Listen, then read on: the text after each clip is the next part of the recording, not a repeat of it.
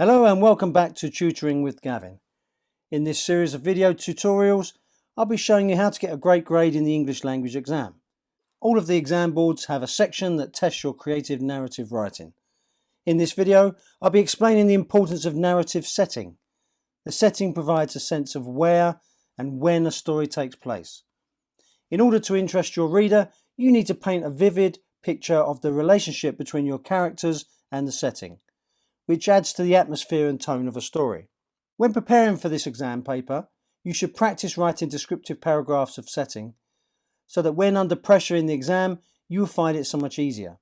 Be sure to include a specific region or place or country with its distinct climate and weather, and know what time of day and what season it is. Make sure you use the 5 senses to provide enough detail. Readers expect this detail, so be sure to provide it.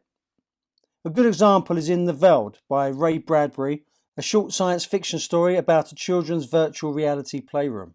And here were the lions now, 15 feet away, so real, so feverishly and startlingly real that you could feel the prickling fur on your hand.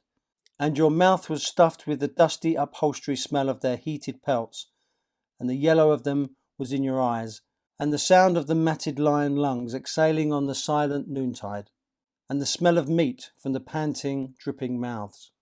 The atmosphere and tone are also created by the setting. In Brighton Rock by Graham Greene, Hale feels trapped by his setting. It was always easy to kill a lonely man at a railway station. They had only to gather close round a carriage door to fix you in the crush at the barrier. It was at a station that Corleone's mob had killed Kite. There are other reasons why setting is so important. It can help show how a character behaves or interacts in their setting, and how the setting influences them. In Of Mice and Men, John Steinbeck describes Crook's modest dwelling that acts as both a prison and a refuge from his tormentors. On one side of the little room there was a square 4-paned window, and on the other a narrow plank door leading into the barn. Crook's bunk was a long box filled with straw, on which his blankets were flung. The setting could be something to overcome by the character, the problem facing them in the story. For example, in Ray Bradbury's short science fiction story The Long Rain, he starts with a challenging setting. The rain continued. It was a hard rain, a perpetual rain, a sweating and steaming rain.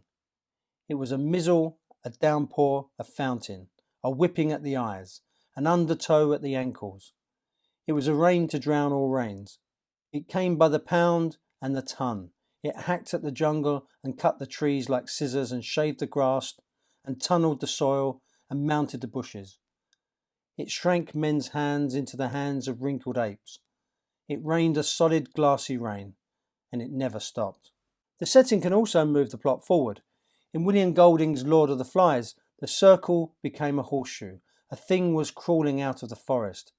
It came darkly, uncertainly. The shrill screaming that rose before the beast was like a pain. The beast stumbled into the horseshoe. Make sure your setting is described early in your story, zooming in on an unexpected or strange detail, rather than a general overview.